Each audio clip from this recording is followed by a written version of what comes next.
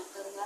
Exercise 1A के question number 1 में वो हमें कह रहा है if x is directly proportional to y and x is equal to 4.5 when y is equal to 3।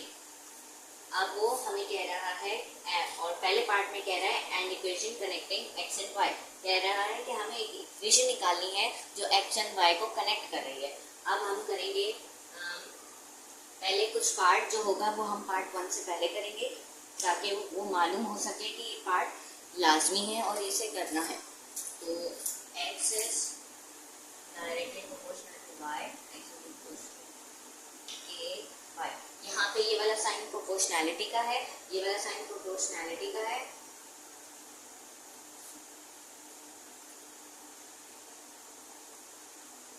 ये वाला साइन प्रोपोर्शनैलिटी का है और यहाँ पे k कांस्टेंट है। ये वाला स्टेप लाजमी है। उसके बाद हम पार्ट 1 सॉल्व करेंगे। यहाँ पे find an equation connecting x and y। अब इसे निकालने के लिए कि ये x और y कनेक्ट हो रहा है कैसे निकालेंगे, इसके लिए व्हेन जब हमें x की वैल्यू 4.5 दी हुई है और y की वैल्यू 3 दी हुई है। जब हमें उसने x की वैल्यू 4.5 दी हुई है और y की वैल्यू 3 दी हुई है तो हमें वो कह रहा है कि y इक्वेशन निकालनी है connecting equation connecting x and y। तो यहाँ पे अब ये वाला फॉर्मूला यूज करते हुए हम x is equal to k y, अब इन दोनों की वैल्यूज पुट करेंगे। 4.5 की x की वैल्यू 4.5 थी और k की वैल्यू निकालने के बाद हम एक इक्वेशन निकाल पाएंगे जो कनेक्ट कर रही होगी x एंड y को। तो यहाँ पे k कांस्टेंट है तो k की वैल्यू निकालेंगे और y की वैल्यू 3 है तो y की जगह 3 लिख देंगे।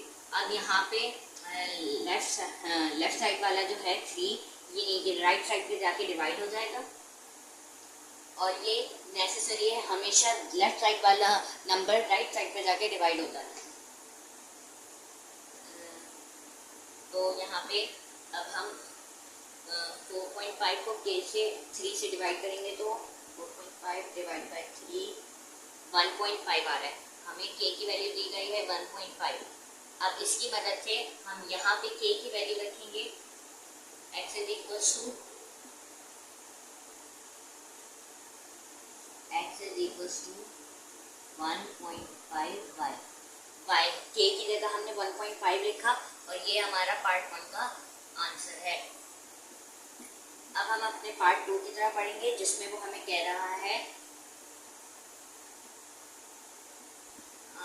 the value of x when y is equals to 6। कह रहा है x की वैल्यू निकालनी है जब y दिया हुआ है हमें 6। x की वैल्यू हमें निकालनी है जब y दिया हुआ है 6। तो यही इक्वेशन जो हमने कनेक्टिंग x एंड y वाली इक्वेशन निकाली थी इसी की मदद से हम x की वैल्यू निकालेंगे। x is equal to 1.5 y और फिर y की वैल्यू y की जगह 6 आ जाएगा क्योंकि y की वैल्यू हमें 6 दी गई है। तो x is equal to 1.5 bracket में इसको 6 लिखेंगे या चाहे तो मल्टीप्लाई में रख सकते हैं, लेकिन ज़्यादा बेहतर है ब्रैकेट में लिखना क्योंकि कुछ नंबर ऐसे होते हैं कि हमें ब्रैकेट में लिखना लाजमी होता है। तो 1.5 मल्टीप्लाई बाय 6 इक्वल्स टू 9। अब यहाँ पे हमारे पास x की वैल्यू आ गई है 9 जब हमें y दिया हुआ था 6। यहाँ पे हमारा पार्ट 2 भी कंप्लीट होता है। अब हम पढ़ते हैं पार्ट 3 की तरफ। अब हमें यहाँ पार्ट 3 में वो कह रहा है find the value of y when x is equal to 12। अब वो हमें कह रहा है कि जब y की वैल्यू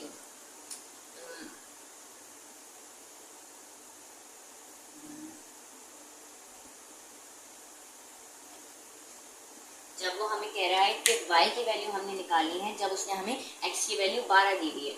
जब उसने x की वैल्यू 12 दी है तो हमने y की वैल्यू निकालनी है।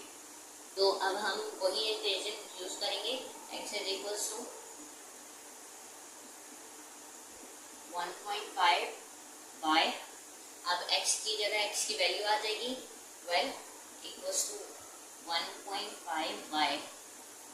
अब यहाँ पे मैंने बताया था लेफ्ट साइड वाला नंबर राइट साइड पर जाके डिवाइड होता है। तो 12 divide by 1.5 equals to y, 12 divide by 1.5। अब हमें y की वैल्यू आ गई 8। यहाँ पे हमारा पार्ट 3 भी कंप्लीट हुआ और पार्ट 3 के साथ साथ हमारा पार्ट 1A का क्वेश्चन नंबर 1 भी कंप्लीट हुआ। ये थी हमारी आज की वीडियो। नेक्स्ट वीडियो के साथ मिलेंगे।